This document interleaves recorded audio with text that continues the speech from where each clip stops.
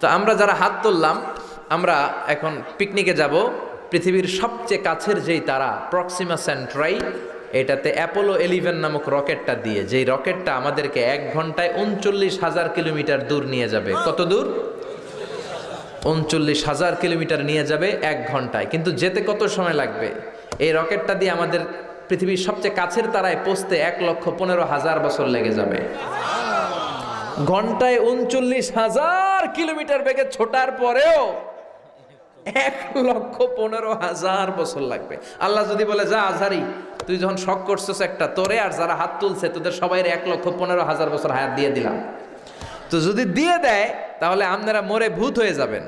আমরা যাইতেই থাকবো, যাইতেই থাকবো। আমাদের নাতি পুতি সতি লতি ক্ষতি সব মরতে মরতে মরতে মরতে মরতে মরতে মরতে মরতে মরতে মরতে মরতে মরতে মরতে মরতে মরতে মরতে মরতে মরতে 6,000 জেনারেশন মরে যাবে। আমাদের 6,000 প্রজন্ম যখন মরে ভূত, তখন আমাদের নামার সময় হবে। সুবহানাল্লাহ কইতে পারলেন না? ইন্নাল হামদালিল্লাহ নাহমাদুহু ওয়া নাস্তাঈনুহু ওয়া নাস্তাগফিরুহু ওয়া নু'মিনু বিহি ওয়া নাতাওয়াক্কালু আলাইহি ওয়া নাউযু বিল্লাহি মিন শুরুরি আনফুসিনা ومن سيئات أعمالنا من يهده الله فلا مضل له ومن يضلل فلا هادي له أي فلن تجد له وليا مرشدا ونشهد أن لا إله إلا الله وحده لا شريك له هو الذي لا ضد له ولا ند له لا مثل له ولا مثيل له لا وزير له ولا كفيل له لا شبه له ولا شبيه له لا ولد له ولا والد له وهو الواحد الفرد الصمد لم يلد ولم يولد ولم يكن له كفوا أحد ونشهد أن سيدنا ونبينا وحبيبنا وبشيرنا ونذيرنا وطبيبنا وطبيب أرواحنا وحبيبنا وحبيب ربنا محمدا عبد الله ورسوله أرسله بالحق بشيرا ونذيرا وداعيا إلى الله بإذنه وسراجا منيرا أما بعد فقد قال الله تعالى في كلامه المجيد وفي فرقانه الحميد أعوذ بالله من الشيطان الرجيم بسم الله الرحمن الرحيم تبارك الذي بيده الملك وهو على كل شيء قدير إن الله وملائكته يصلون على النبي يا أيها الذين آمنوا صلوا عليه وسلموا تسليما اللهم صل على سيدنا مولانا وعلى آل سيدنا مولانا محمد সবাই মহাব্বতের সাথে জোরে জোরে আওয়াজ করে পড়ুন আল্লাহুম্মা সাল্লি আলা سيدنا مولانا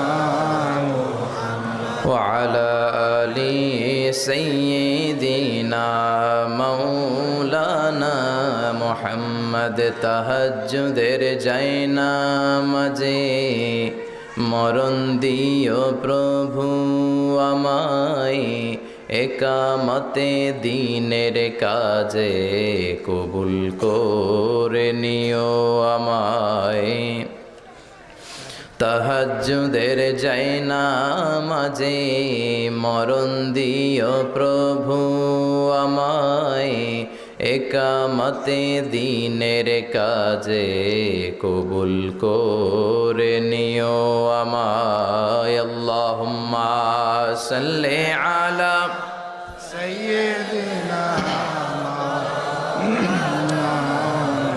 وعلى آل سيدنا مولانا محمد ওগো রাসূল প্রিয় রাসূল প্রাণের রাসূল ওগো রাসূল প্রিয় রাসূল প্রাণের রাসূল তোমারই জন্যে এ বিশ্বে মোরা আলো পেয়েছি পেয়েছি কুল ওগো রাসূল প্রিয় রাসূল প্রাণের রাসূল ওগো রাসূল প্রিয় রাসূল প্রাণের রাসূল আল্লাহুম্মা সাল্লি আলা سيدنا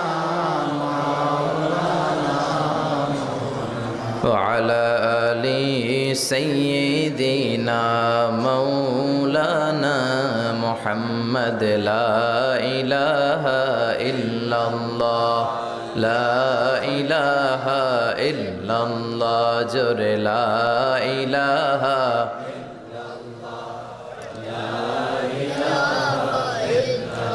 سبحان الله الحمد لله لا إله إلا الله سبحان الله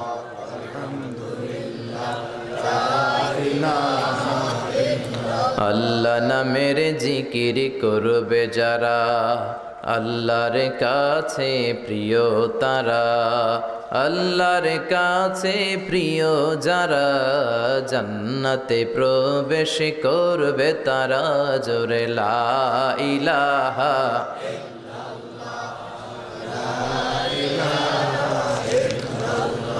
লা ইলাহা ইল্লাল্লাহু মুহাম্মাদুর রাসূলুল্লাহ সাল্লাল্লাহু আলাইহি ওয়াসাল্লাম বিসমিল্লাহির রহমানির রহিম পরম করুণাময় অসীম দয়ালু আল্লাহ তাআলার নামে শুরু করছি আমরা আমাদের সব ভালো কাজ একজনের নামে শুরু করি তিনি কে আরো জোরে বলেন তিনি কে আল্লাহর নামে কাজ শুরু করলে বরকত আছে না নাই রহমত আছে না নাই আর আল্লাহর নাম বাদ দিয়ে যদি কাজ শুরু করেন ওই কাজে কোনো রহমত নাই কোনো বরকত নাই এজন্য আল্লাহ নামের জিকির করলেই আল্লাহর নাম নিয়ে কাজ শুরু করলেই অন্তরের জ্বালা মিটিয়ে দেয় কে जो तो मिटाना चाहे जीवन का तृष्णा सुबह शाम बोल बंदे कृष्ण कृष्ण कृष्ण হিন্দুরা এই কৃষ্ণা কৃষ্ণা জিকির করে ওদের অন্তর ঠান্ডা করার জন্য কিন্তু আমরা কি কৃষ্ণার জিকির করি আমরা জিকির করি কার আমরা বলি जो तो मिटाना चाहे जीवन का जाला सुबह शाम बोल बंदे अल्लाह अल्लाह अल्लाह ঠিক কি না আমরা আমাদের অন্তরের জ্বালা মিটানোর জন্য এক সত্তার জিকির করি তিনি কে কেউ যেটা পারে না পারে কে কেউ যেটা বুঝে না বুঝে কে কেউ যেটা শোনে না শোনে কে সে আল্লাহ তাআলার নামে আমরা সব কাজ শুরু করব সব কাজের আগে আমরা বিসমিল্লাহির রহমানির রহিম বলবো রাজি আছেন তো সব কাজের আগে বিসমিল্লাহির রহমানির রহিম ছেলে মেয়েদেরকে এগুলো শিখাবেন কাজ শুরু করার আগে বিসমিল্লাহ খাওয়া শুরু করার আগে বিসমিল্লাহ, খাওয়ার পরে আলহামদুলিল্লাহ।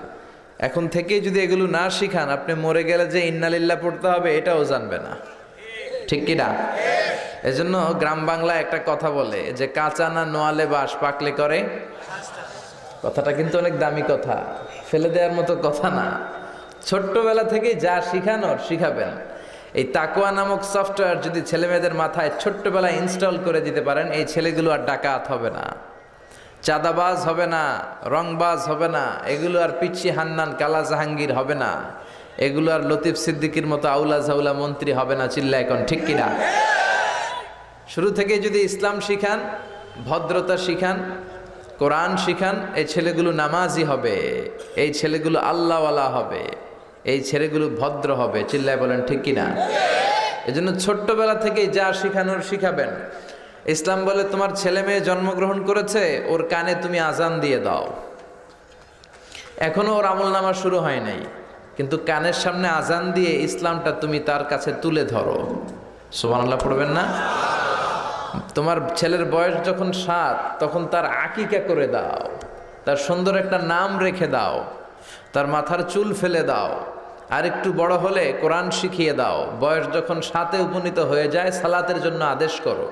সালাতের অর্ডারের দরকার আছে না নাই? সালাতে কায়েম করো, সালাতে কায়েম করো, হবে সম্মানী তুমি, হবে জান্নাতি তুমি, হবে সম্মানী তুমি, হবে জান্নাতি তুমি। দিবে কাল হাসরে শীতল ছায়া আরশে আজিম, রব্বিয়াল আলা, রব্বিয়াল আযীম, রব্বিয়াল আলা, রব্বিয়াল আযীম। ঠিক কিনা? মরু সিবিয়ানাকুম বিসসালাতি ওয়া হুম 7 সিনিন ওয়াদরিবুহুম আলাইহা ওয়া হুম 10 সিনিন। ছেলে মেয়েদের বয়স যখন 7 হয়, নামাজের আদেশ দাও। বয়স যখন 10 হয়, নামাজের জন্য শাসন করো, পিটাও দরকার হলে। তো 7 বছর বয়স থেকে যদি সালাতের দাওয়াত আপনি শুরু করে দেন, ছেলেকে নাসিহাত করেন, 8, 9, 10 হওয়ার আগেই ছেলে পাক্কা নামাজি হয়ে যাবে। ঠিক কিনা?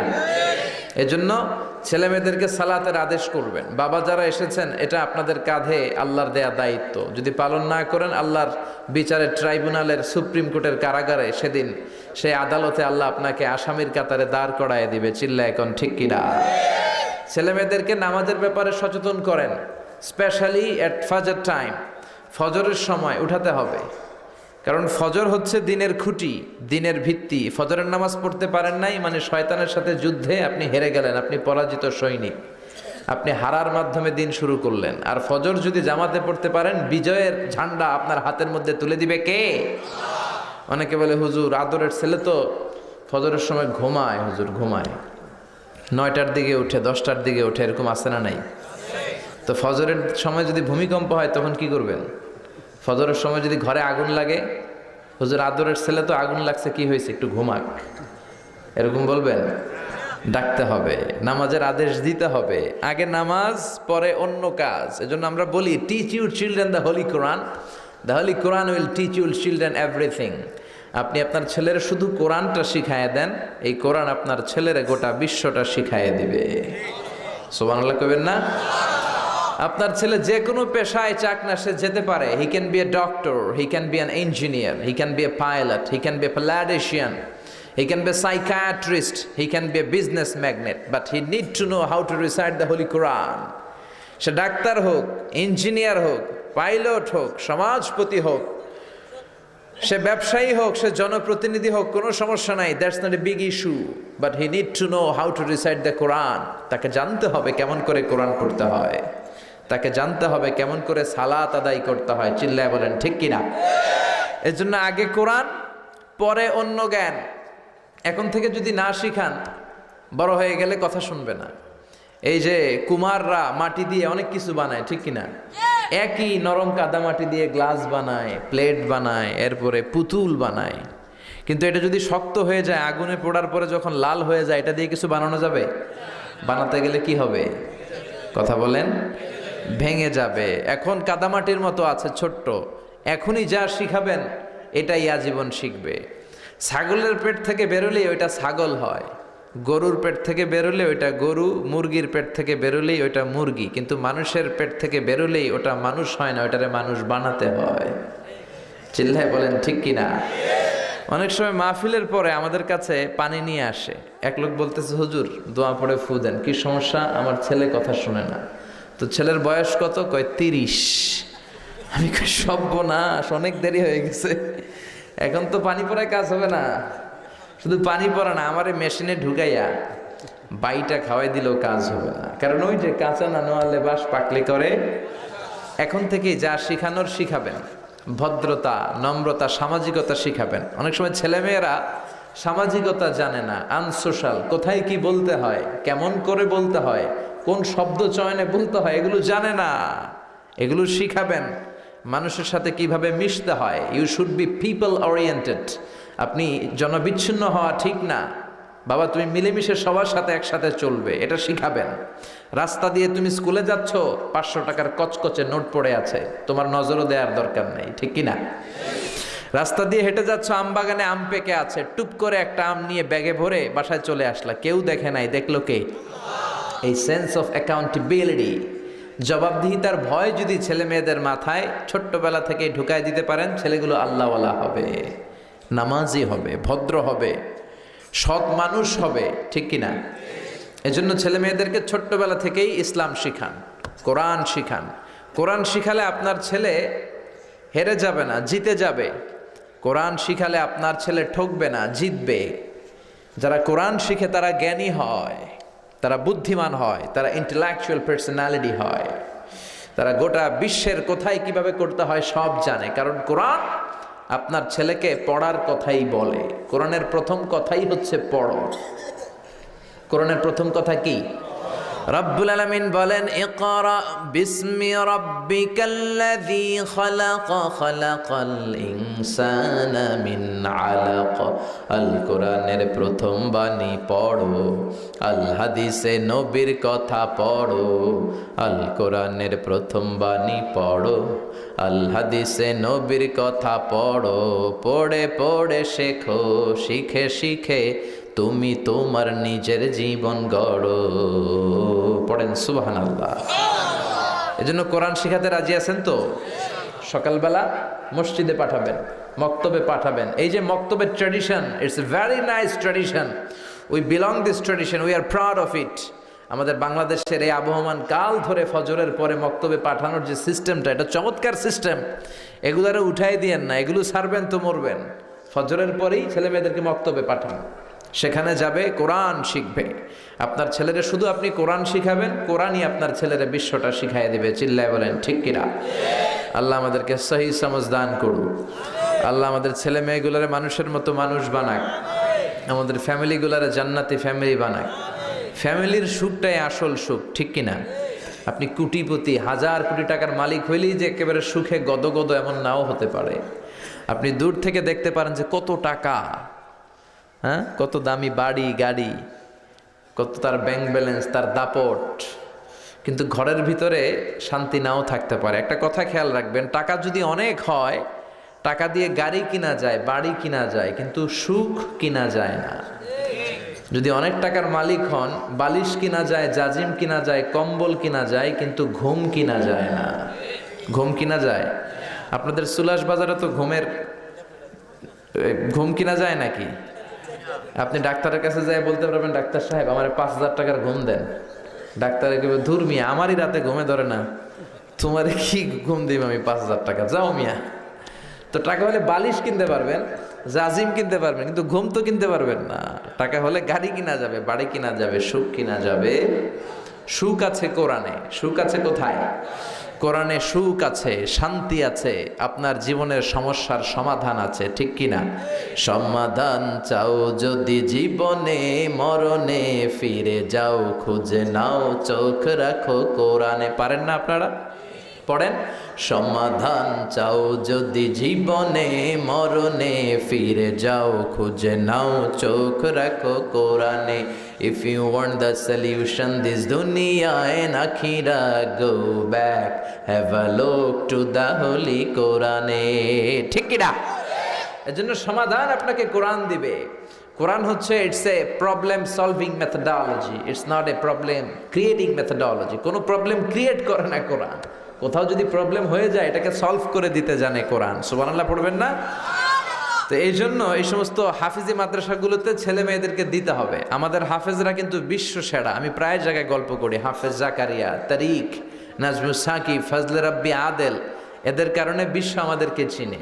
একটা সময় বাংলাদেশকে শুধু চিনতো আমাদের সেনাবাহিনীর কারণে, পিস কিপিং মিশনের কারণে। আমাদের সেনাবাহিনী আবার খুব নাম কুড়িয়েছে আফ্রিকাতে। আবার চিনতো আমাদের গার্মেন্টের কারণে, আমাদের পোশাক খুব মোলায়েম।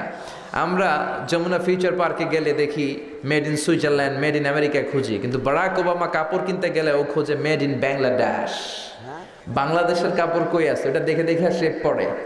ডোনাল্ড ট্রাম্প তার নির্বাচনী প্রচারণায় একটা লাল কালারের ক্যাপ পরেছিল। ওই ক্যাপে তার স্লোগান ছিল মেক আমেরিকা গ্রেট অ্যাগেইন, আমেরিকাকে আবার গ্রেট বানাও। তো তার ক্যাপটাও মেড ইন বাংলাদেশ, আমাদের বাংলাদেশের শ্রমিকরা বানিয়েছে। সুবহানাল্লাহ বেরোয় না মুখ দিয়ে। তো এই কাপড়ের কারণে চিনতো, মিলিটারির কারণে চিনতো, আবার চিনতে শুরু করেছে ভাষার কারণে। 21 ফেব্রুয়ারিতে এখন ইন্টারন্যাশনাল মাদার ল্যাঙ্গুয়েজ ডে, আমাদেরকে চিনে। এরপরে টঙ্গীর ইজতেমার কারণে আমাদেরকে চিনে।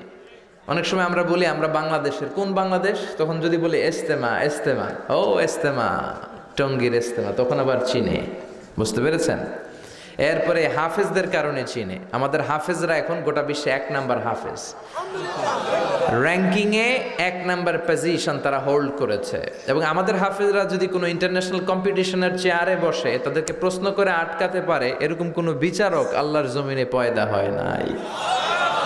এরপরে আরেকটা জিনিসের কারণেও চিনে, আমাদের দুর্নীতির কারণে।